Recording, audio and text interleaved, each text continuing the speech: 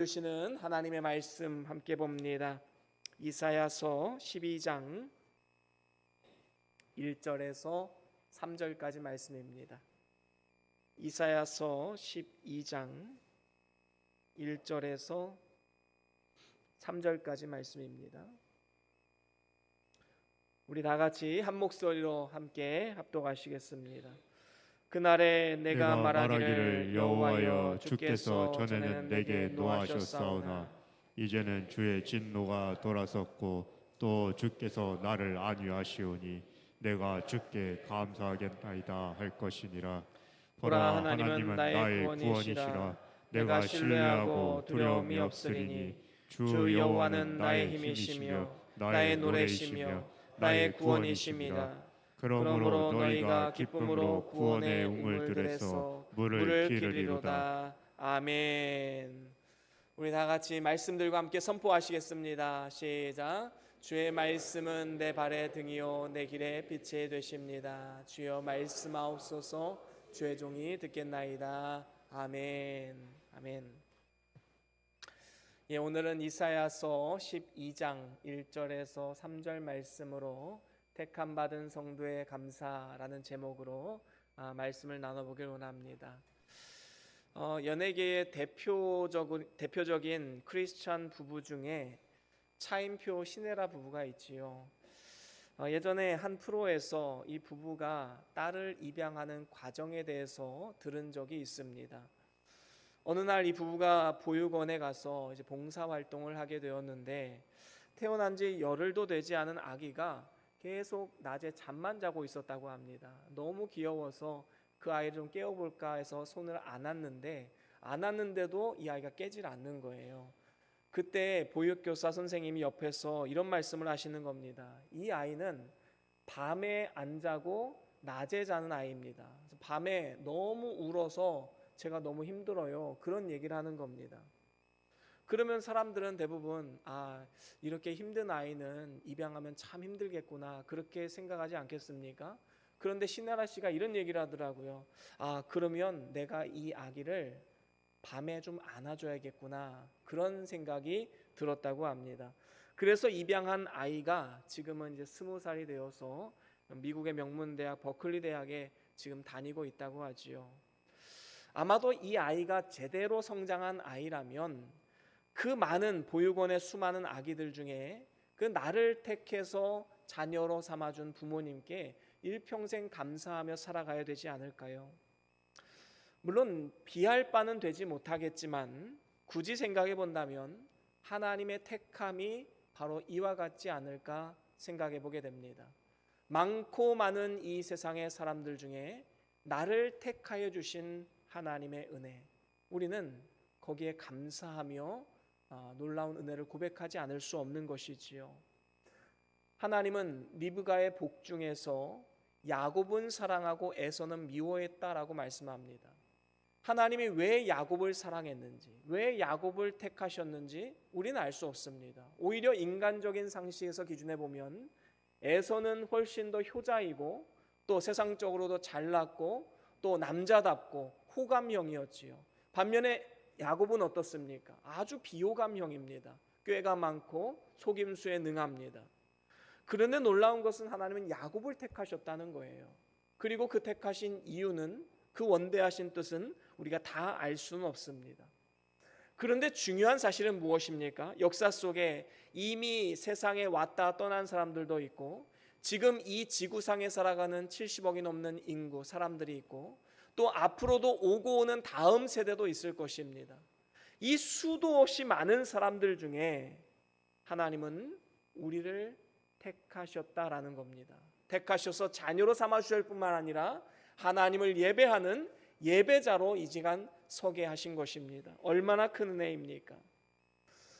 오늘 본문 1절에 보면 그날에라고 나오고 있지요. 여기서 이 그날이라는 것은 우리를 구원하시는 날, 다시 말하면 예수님이 이 땅 가운데 오신 신약 시대를 말하는 것입니다. 구약 시대에는 육적 이스라엘이 택한 백성이었지요.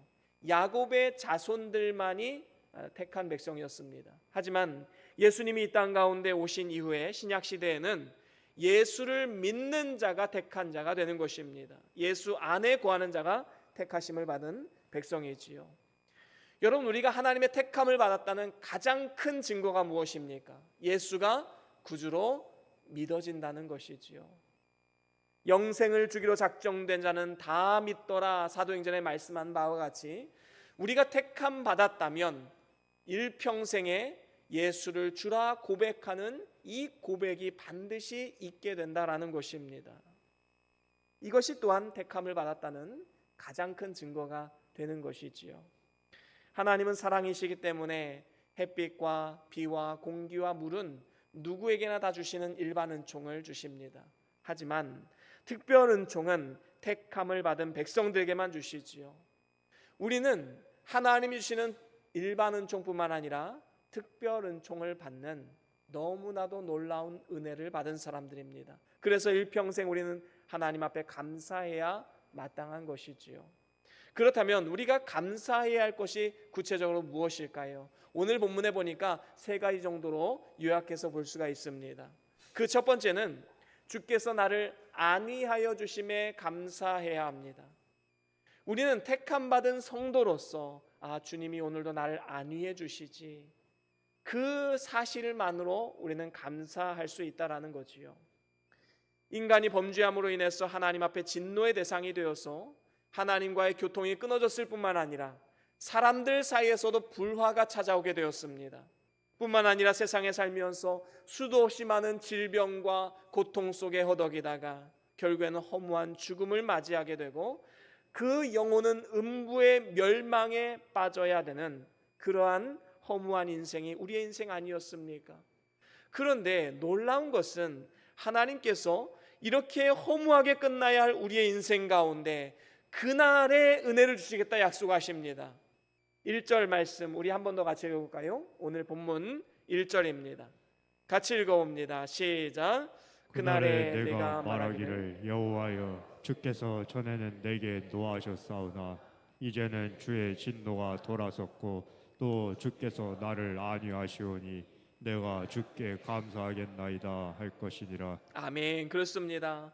우리는 하나님의 진노를 받아 마땅한 자들이었지만 하나님께서 이제는 그 진노를 멈추시고 돌아서셔서 이제는 주께서 나를 안위하시노니 나는 주께 감사하나이다 라고 고백하고 있는 것입니다. 여러분, 여기에서 이 안위하신다라는 말씀은 위로해 주신다, 그런 뜻을 가지고 있지요. 그럼 하나님은 우리를 어떻게 안위하십니까? 먼저는 십자가로 우리의 죄를 대속해 주심으로 우리를 안위해 주십니다. 하나님과 원수되고 진노의 대상이 되었던 우리들을 위해서 하나님께서는 독생자 예수 그리스도를 이 땅 가운데 보내셔서 대신 십자가에서 보혈의 피를 흘림으로써 우리를 구원해 주신 것입니다. 예수님은 하늘의 모든 영광을 내어놓으시고 순종하셔서 비천한 인간의 몸을 입으시고 우리 대신 십자가의 저주의 피를 죽음을 맞이하신 것이지요. 예수님이 우리 대신 친히 십자가에 죽으심으로써 하나님께서 우리를 향한 진노를 고치시고 돌이키셨습니다. 그래서 우리는 일평생 감사하고 또 감사해야 마땅한 것 아니겠습니까? 이렇게 예수님의 십자가의 대속으로 우리를 안위해 주실 뿐만 아니라 환난 중에서도 안위해 주신다라고 또한 말씀을 합니다. 우리가 하나님 나라에 들어가려면 많은 환난을 겪어야 한다고 사도행전에 분명히 말씀하고 있습니다. 하지만 하나님은 이 환난에 처한 성도들을 위로해 주시지요. 우리가 때로는 정말로 감당할 수 없는 고통이 찾아올 때 하나님, 내가 이렇게 힘들 때 당신은 뭘 하고 계셨습니까? 그런 원망, 불평이 생길 수도 있겠지요. 하지만 고린도후서 1장 3절과 4절에 보면 우리에게 이렇게 말씀해 주고 계십니다. 우리 같이 한번 읽어볼까요? 고린도후서 1장 3절과 4절 시작. 찬송하리로다 그는 우리 주 예수 그리스도의 하나님이시요 자비의 아버지이시요 모든 위로의 하나님이시며 우리의 모든 환난 중에서 우리를 위로하사 우리로 하여금 하나님께 받는 위로로서 모든 환난 중에 있는 자들을 능히 위로하게 하시는 이시로다. 아멘. 그렇습니다. 여러분, 이 세상에 상처와 고통이 없는 사람 누가 있겠습니까? 누구나 다 나름대로 감당할 수 없는 고통과 슬픔이 분명히 있습니다. 하지만 여기에 뭐라고 말씀합니까? 하나님은 자비의 아버지시요 위로의 하나님이시다라고 말씀합니다. 그러면서 우리의 모든 환난 중에서 우리를 위로하사 우리로 하여금 하나님께 받는 위로로서 모든 환난 중에 있는 자들을 능히 위로하게 하시는 이시로다. 우리가 받은 그 위로와 우리가 받은 그 충만으로 인하여 다른 사람을 위로할 수 있는 그런 사람으로 우리를 세우셨다라는 겁니다. 이런 고난을 통해서 우리는 하나님의 원대하신 뜻과 계획을 깨닫게 되는 것이지요. 그렇습니다. 하나님은 우리가 이 세상에 태어날 때부터 노년에 이르기까지 우리를 이렇게 품어주시고 안아주시고 위로해 주시는 분이십니다. 시편 30편에도 이런 고백이 있지요. 우리 같이 함께 읽어봅니다. 시편 30편 5절 말씀입니다.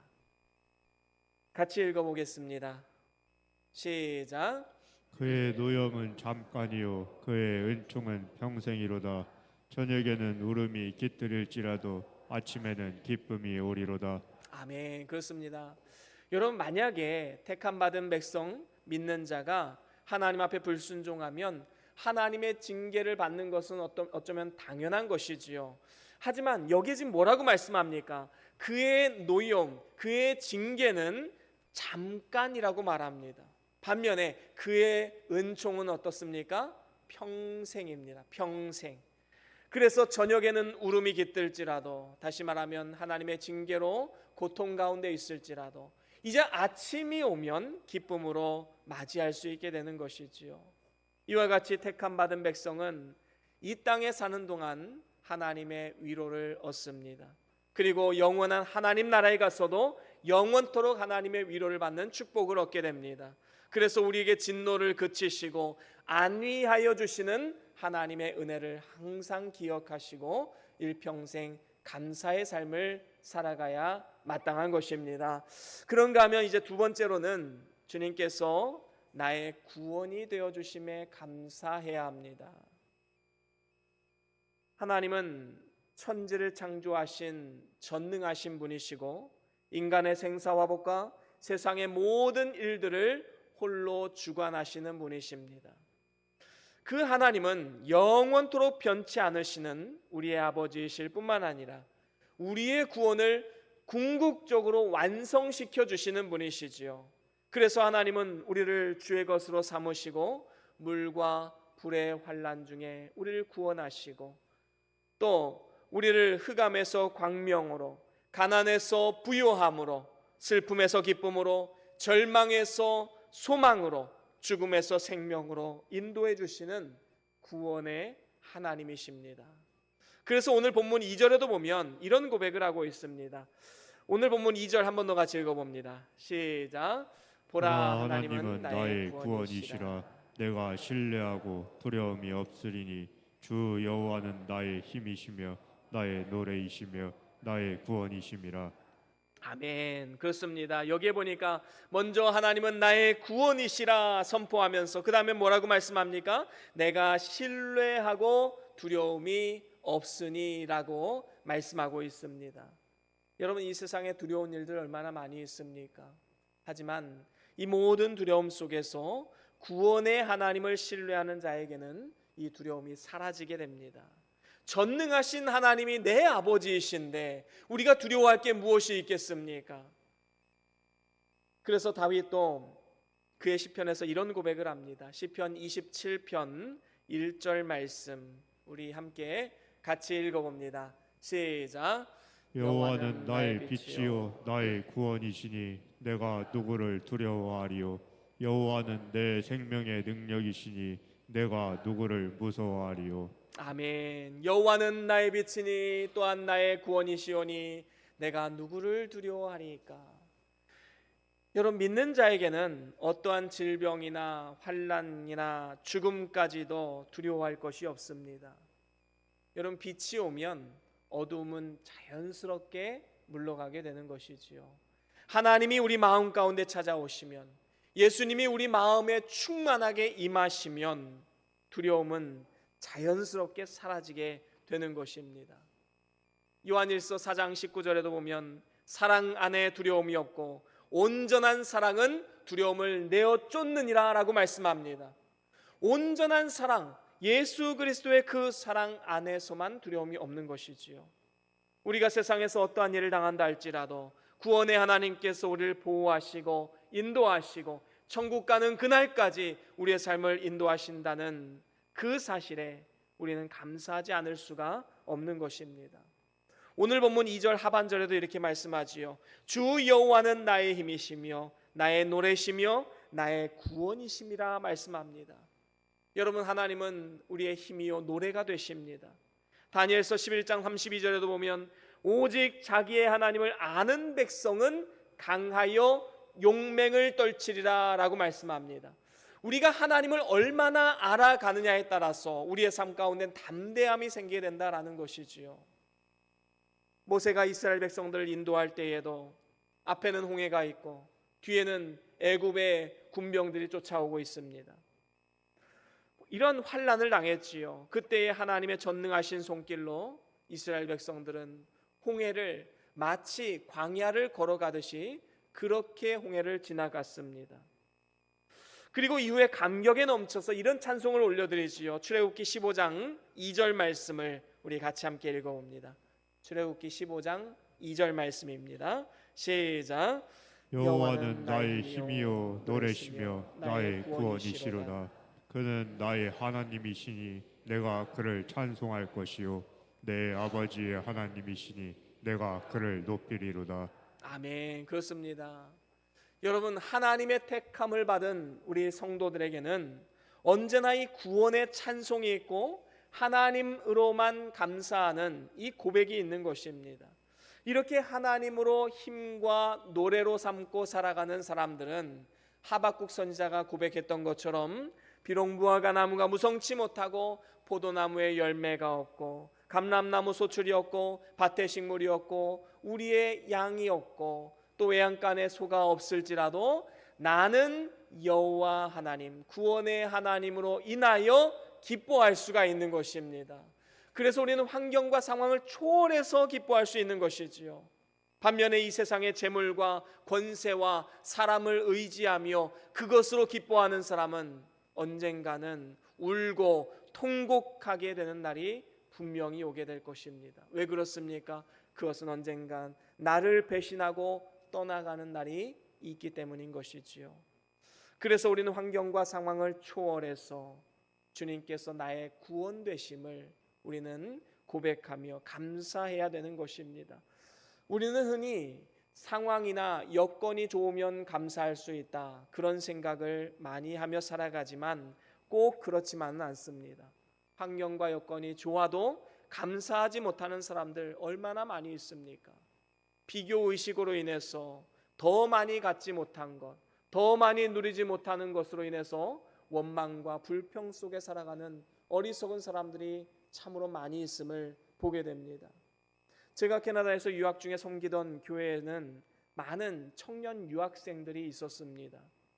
그 청년들은 대부분 유복한 가정에서 자라서 초등학교 때부터 아니면 중학교 때부터 그곳에 와서 공부를 했던 청년이었습니다. 그리고 대학교까지 다니고 있던 청년들이었지요. 그런데 그 중에 한 청년이 기억에 남습니다. 그 청년은 초등학교 때에 와서 이제 고등학교 때까지 어머니와 함께 이제 있다가 대학에 진학을 하면서 어머니는 한국에 귀국하시고 혼자 대학 생활하는 그런 청년이었습니다. 근데 집안 사정이 그리 넉넉지 않은 상황에서 부모님의 헌신으로 또 아이가 공부할 수 있도록 그렇게 왔던 청년이었지요. 그런데 이 중고등학교 때는 몰랐는데, 왜냐하면 다 고만고만하지 않습니까? 근데 대학교 가니까 생활 수준이 확 차이가 나는 겁니다. 벌써 대학교 가면은 뭐 유학생들 좋은 차 끌고 다닙니다. 외제차 끌고 다니고 또 돈도 펑펑 쓰고 그런 청년들 많이 있지요. 근데 자기는 뭐 유학은 하고 있지만 평일에 일하지 않으면 어떻게 할 수가 없는 그런 상황 가운데 있었던 거지요. 그러다 보니 어떻게 됩니까? 이제 비교 의식에 빠지는 겁니다. 쟤는 좋은 차 끌고 저렇게 돈도 펑펑 쓰는데 나는 이래야만 먹고 살고 또 이렇게 힘들게 공부하고 있구나. 이 비교의식에 쌓여서 결국에는 부모를 원망하고 있더라고요. 그래서 제가 그 청년을 붙들고 이런저런 권면도 하고 작은 것부터 감사하는 훈련을 해야 될 것을 제가 가르쳐 주었던 기억이 있습니다. 마음으로는 참 안타까웠어요. 야, 이 아이가 정말 철이 없구나.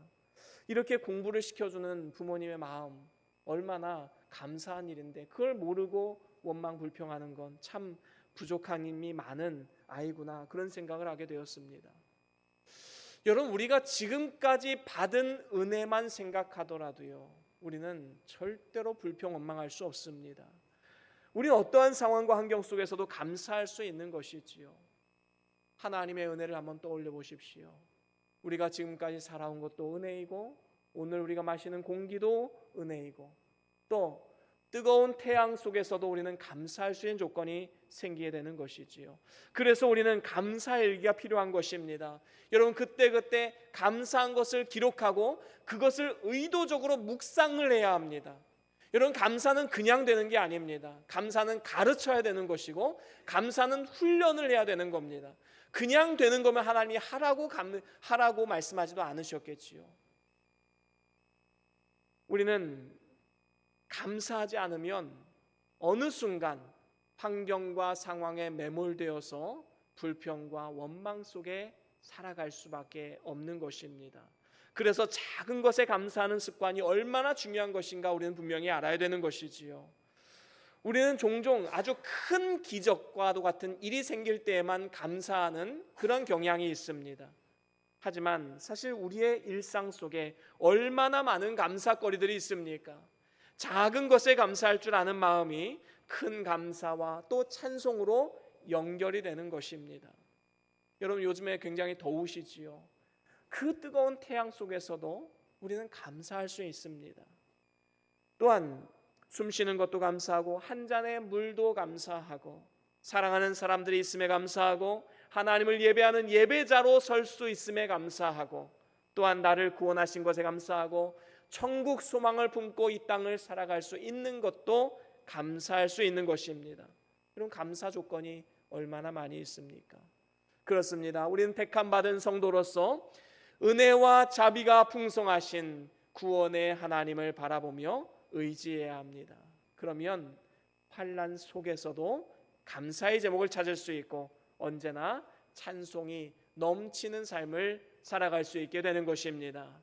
그런가 하면 마지막으로 세 번째로는 주께서 영원한 생수를 공급하여 주심에 우리는 감사해야 합니다. 오늘 본문 3절에 보니까 이렇게 말씀을 합니다. 그러므로 너희가 기쁨으로 구원의 우물들에서 물을 기르리로다 라고 말씀을 하고 있습니다. 여러분, 물이 없으면요, 그 어떠한 생명체도 살 수가 없습니다. 물은 이 세상에서 가장 귀한 것 중에 하나이지요. 그래서 우주공학자들도 외계 행성에서 생물이 살 수 있는 환경인가 아닌가를 판단할 때 가장 먼저 보는 것이 이 물의 흔적이 있는가, 이것을 본다고 하지요. 그래서 최근에 이 화성에서 물이 흐른 흔적을 발견하고 이것이 생명이 살 수도 있지 않을까라는 이 의문을 가지고 연구하는 것이 뉴스에 대서특필된 적이 있었습니다.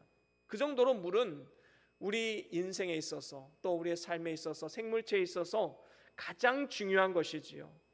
그러면 영적인 면에서 보면 이렇게 중요한 물은 무엇일까요? 바로 하나님의 말씀, 진리의 말씀입니다.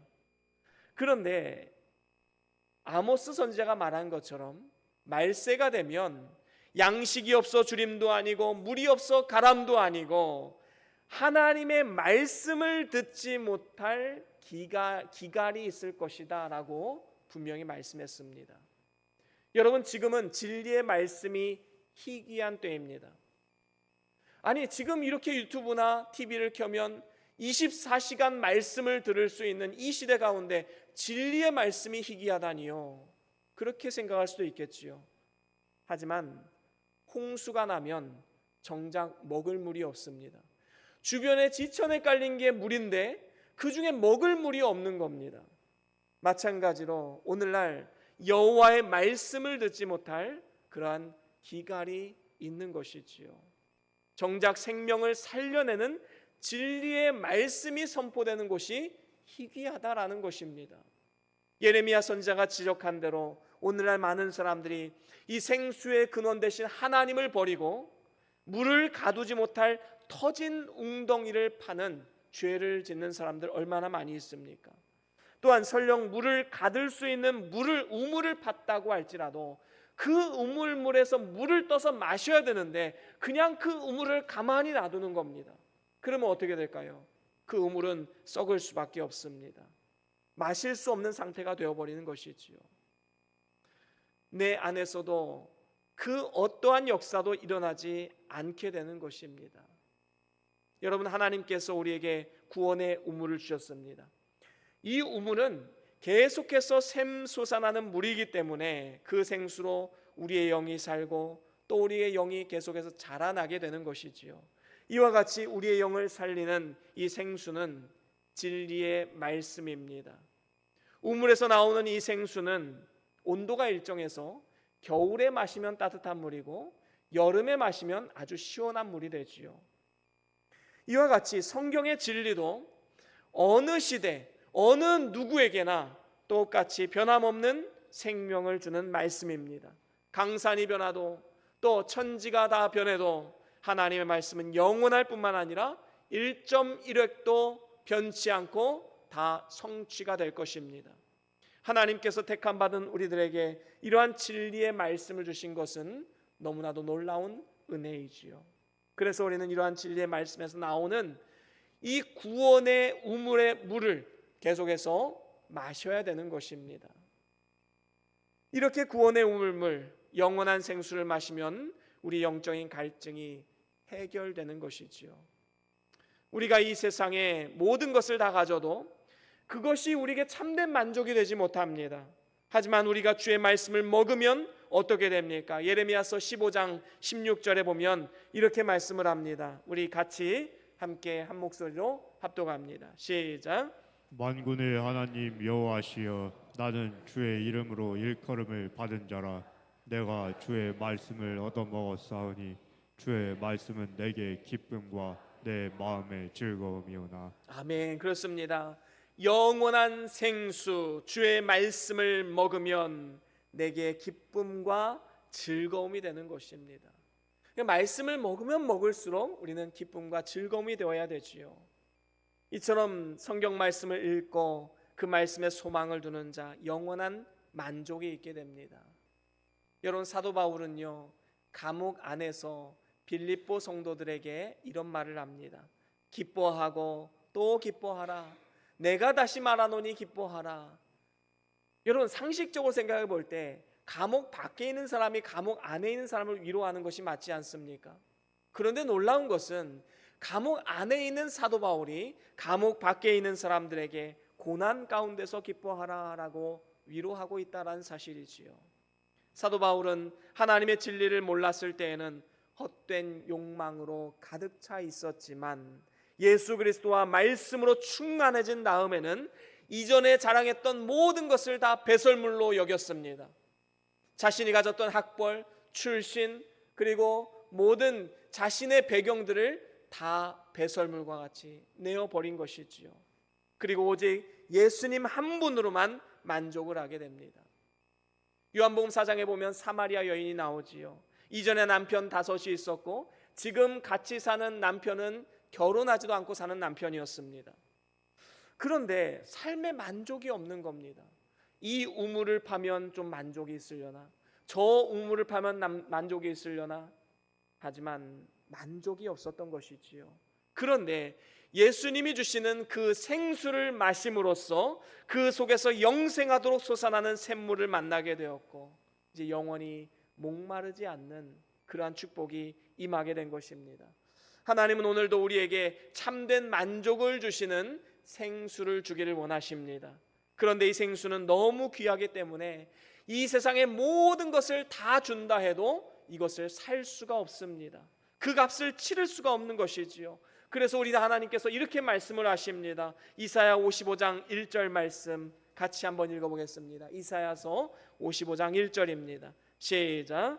오라 너희 모든 목마른 자들아 물로 나오라. 돈 없는 자도 오라. 너희는 와서 사 먹되 돈 없이 값 없이 와서 포도주와 젖을 사라. 아멘. 그렇습니다. 여기에 보니까 돈 없는 자도 와라 라고 해놓고서는 뭐라고 말씀합니까? 너희는 와서 사 먹으라 말씀합니다. 아니, 돈 없는 자 오라고 해놓고 무슨 사 먹으라고, 이 말이 안 되지 않는가? 이런 생각할 수 있겠지요. 하지만 여기서 이 수고하라라는 것은, 사라라고 하는 것은 수고하라라는 뜻을 가지고 있는 것이지요.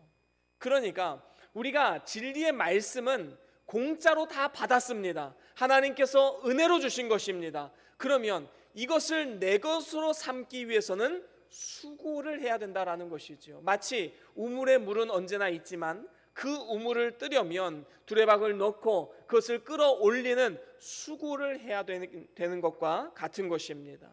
힘이 들지요. 하지만 진리의 생수를 얻기 위해서는 이러한 수고가 반드시 필요하다는 겁니다. 성경 읽는 것을 힘쓰고 말씀을 듣기 위해서 무더운 날씨 가운데 차를 끌고 교회에 나와서 하나님을 예배하는 수고, 말씀을 실천하려고 몸을 쳐가며 노력하는 수고, 이러한 수고가 필요하다라는 것입니다. 그냥 얻어지는 것이 아니다라는 것이지요. 이와 같이 말씀을 읽고 듣고 지키는 자에게 하나님은 복을 내려주십니다. 저도 역시 설교자로서 깊은 진리를 전하기 위해서 마치 우물에서 물을 길어 오르듯이 전심전력을 다하고 있습니다. 또 그렇게 살려고 몸부림치고 있습니다. 이렇게 말씀을 전하는 자나 말씀을 받는 자나 한마음이 되어서 주의 말씀에서 나오는 이 영원한 생수를 마시게 되면 우리의 삶이 변화되고 범사에 감사로 충만한 그런 믿음의 삶을 살아갈 수 있게 되는 것입니다. 이제 말씀을 마무리합니다. 우리는 이 세상의 수많은 사람들 중에 열에 하나 백에 하나 택함을 받은 하나님의 성도 거룩한 무리들입니다. 하나님께 많은 은혜를 받았으니 일평생 감사하며 사는 것이 마땅하지 않겠습니까? 이를 위해서 세 가지 감사를 말씀드렸는데, 첫 번째는 주님께서 나를 안위해 주심에 감사, 나를 위로하시고 환난 가운데 나에게 힘과 능력을 공급해 주시는 그 하나님께 우리는 감사해야 됩니다. 그리고 두 번째로는 주께서 나의 구원이 되심에 감사, 예수 그리스도를 이 땅 가운데 보내주시고 그 피공로로 인하여 내가 구원받은 그 은혜에 감사해야 합니다. 세 번째로는 주께서 영원한 생수를 공급해 주심에 감사, 우리에게 말씀을 공짜로 주시고 그 말씀을 통해 우리가 새 힘을 얻어서 이 땅 가운데 살아갈 수 있게 하신 그 은혜에 우리는 감사, 그리고 영원히 목마르지 않는 그 생수를 공급받음에 우리는 감사해야 될 줄로 믿습니다. 이 세 가지를 마음속 깊이 새기시고 범사에 감사함으로써 하나님의 은혜가 우리의 심령과 가정에 충만케 되고 이 다음에 하나님 나라에 가서도 영원토록 그 은혜가 넘치는 축복이 있기를 주의 이름으로 간절히 축원합니다.